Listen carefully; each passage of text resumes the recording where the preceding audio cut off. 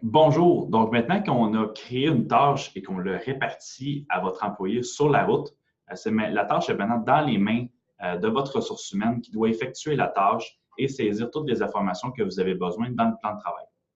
Donc, je vais vous montrer comment aller dans l'application, se connecter, ainsi qu'ouvrir une tâche et rentrer toutes les fonctionnalités que Progression Live peut vous offrir. Donc, je vais vous partager encore une fois mon écran. Juste ici. Donnez-moi un instant. Et voilà. Donc, je crois que vous voyez mon téléphone, je l'espère. Donc, en fait, rien de très compliqué. Tout d'abord, soit dans le Apple Store ou dans Google Play, vous téléchargez notre application mobile pour iOS ou Android. Et une fois que c'est fait, on a tout simplement à ouvrir l'application. Dans le serveur, tout simplement, ce que vous avez à saisir, c'est l'adresse web qu'on a saisie un peu plus tôt dans le navigateur web. Donc, je vous rappelle ici qu'on parlait de votreentreprise.progressionlive.com. Une petite chose à noter, dans l'application, nous pouvons se permettre de rentrer simplement le nom de votre entreprise. Donc, tout coller là, votre identifiant qu'on rentre dans l'adresse web, on peut saisir tout simplement votre entreprise. Dans le nom d'usager, donc on vient saisir votre adresse courriel qui est utilisée pour le compte ou un numéro, etc. Donc, c'est vraiment votre nom d'utilisateur qu'on vient saisir à cet endroit-là. Dans le mot de passe, bien évidemment, c'est le mot de passe relié à votre compte. Donc, je viens saisir ici le mot de passe et puis on clique sur « Connexion ». Je ne sais pas si vous avez eu le temps de voir au début sur l'application, à l'interface de connexion, vous avez un petit bouton qui s'appelle « Contacter le support ». Donc, si jamais vous avez oublié votre mot de passe, il y a un problème avec votre compte, vous n'êtes pas capable de vous connecter, cliquez là-dessus. Ça vous permet de créer un ticket, d'envoyer un courriel au support et ils vont pouvoir régler votre problème assez rapidement. Maintenant, je vais vous montrer comment ouvrir la tâche. C'est vraiment ce pourquoi je fais un tutoriel avec vous aujourd'hui. Donc, dans le menu tâche, si je recule, je crois que c'est le 26, effectivement.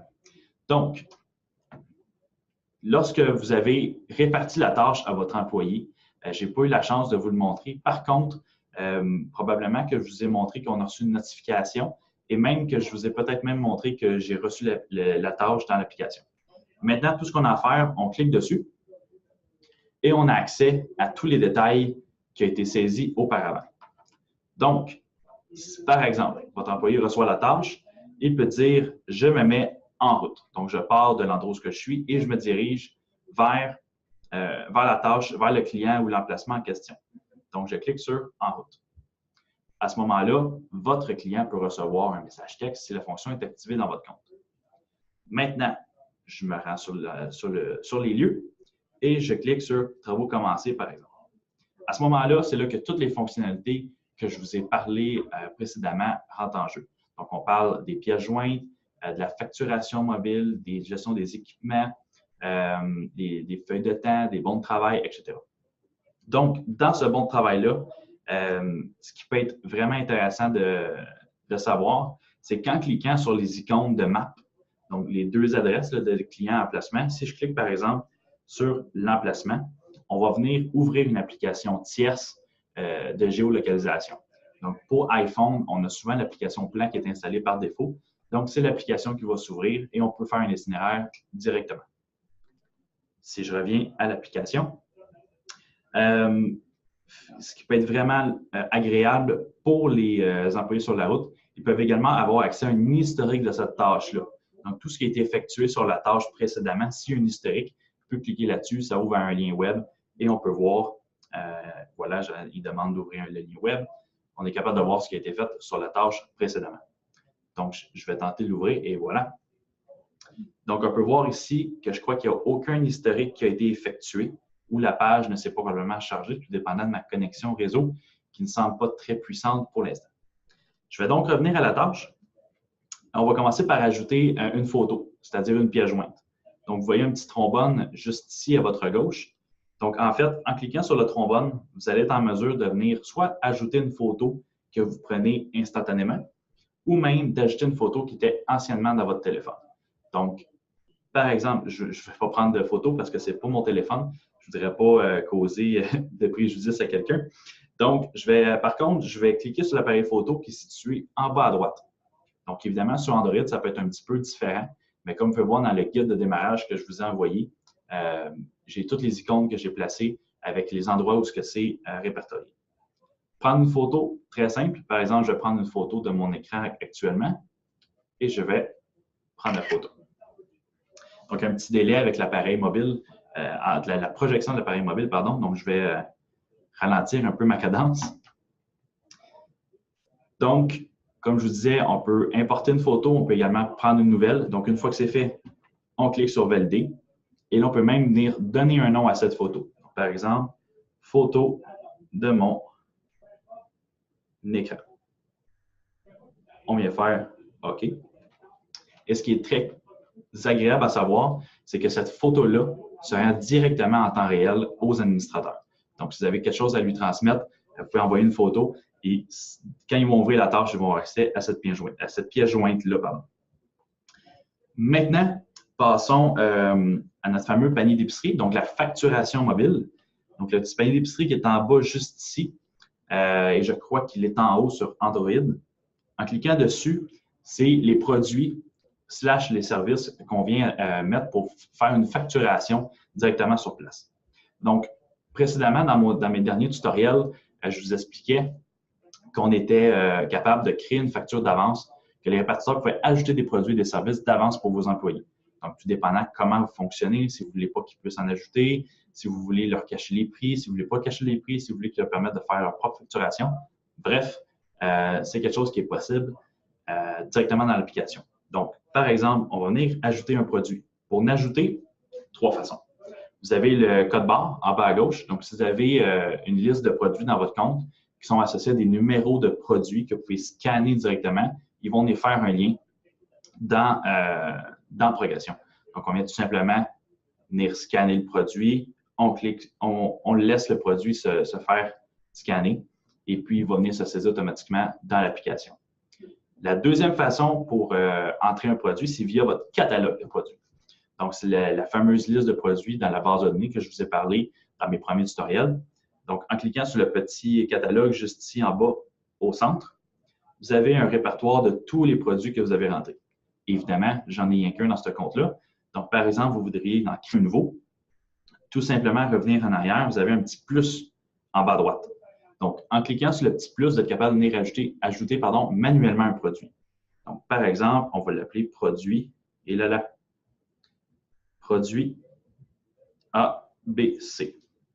On va mettre une quantité, disons, de 12 et un prix unitaire de 25 cents. On vient tout simplement ensuite enregistrer et le produit s'ajoute à votre facture ainsi que le calcul des taxes. Donc, c'est ce qui fait le tour pour la facturation mobile. Par la suite, je vais passer rapidement sur les équipements, c'est-à-dire la roue d'engrenage, car c'est quelque chose qui est plus ou moins utilisé. Ça dépend vraiment des entreprises et des secteurs d'activité. Mais bref, ici, vous pouvez venir ajouter des équipements pour faire un suivi de votre tâche. Ensuite, vous avez la petite feuille de papier avec le petit crayon qui est juste à côté de l'engrenage. Il se peut que vos employés n'aient pas accès à cette fonctionnalité-là. En fait, ça leur permet de modifier les détails de la tâche. Par exemple, rentrer un téléphone, changer le numéro de téléphone, changer le courriel, ajouter des notes, changer l'adresse. Bref, ça permet de modifier quelques éléments de la tâche. Si c'est activé, si la permission est attribuée à votre utilisateur, si on clique dessus, vous allez voir que tous les champs disponibles pour modification sont cliquables. Donc, on peut cliquer, par exemple, sur Note du technicien et marquer « Tout est en ordre ». Par exemple, le client est satisfait. On clique sur « Suivant » et ensuite, on peut changer le champ ainsi. On vient ensuite cliquer sur « Enregistrer ». Et maintenant, il se peut que la feuille de temps, donc la petite horloge que vous voyez ici, ne soit pas affichée. Donc, comme j'ai expliqué un peu plus tôt, si le module n'est pas activé dans votre compte, vos utilisateurs ne verront pas cette icône-là. Probablement qu'elle sera un peu comme le petit crayon juste ici, qui serait plus ombragé et vraiment indisponible. Une fois que tout ça est fait, vous pouvez visualiser le bon de commande. Donc, avec la petite imprimante, le bon de travail. Donc, Avec la petite imprimante, on est capable de venir visualiser tout ce qui a été saisi dans la tâche sur le téléphone. Donc, on parle du client, de l'emplacement, la description, les notes du technicien, on peut mettre des équipements, on peut mettre la facturation que vous avez rentrée, la signature de l'employé, dans mes conditions et toutes les pièces jointes. Donc, si vous avez pris 12 photos, les 12 photos vont se retrouver dans le bon de travail. Donc, on parle aussi de miniature. Et une fois que vous dites « Parfait, je semble avoir complété la tâche sur le terrain, autant que j'ai rentré toutes les informations dans le téléphone », vous dites « Travaux terminés », par exemple. Et à ce moment-là, on peut venir obliger une séquence d'actions. Donc, par séquence d'actions, on peut parler de prendre une photo, de prendre des notes, de faire signer le client. Donc, c'est un peu ce qu'on demande dans ce compte-là. On demande « Viens prendre une photo », par exemple, des travaux ou de l'emplacement où vous avez effectué les travaux en question. On vient ensuite valider. Donc, ça peut être une des étapes que vous pouvez offrir à vos techniciens qui peut aussi vous protéger d'un certain sens au niveau de votre client. Si jamais il dit « Ah, les travaux n'ont pas été correctement effectués », bien, votre employé vient de prendre une preuve comme de quoi ça a été effectivement bien fait. Ensuite, on peut venir lui remontrer le bon de travail.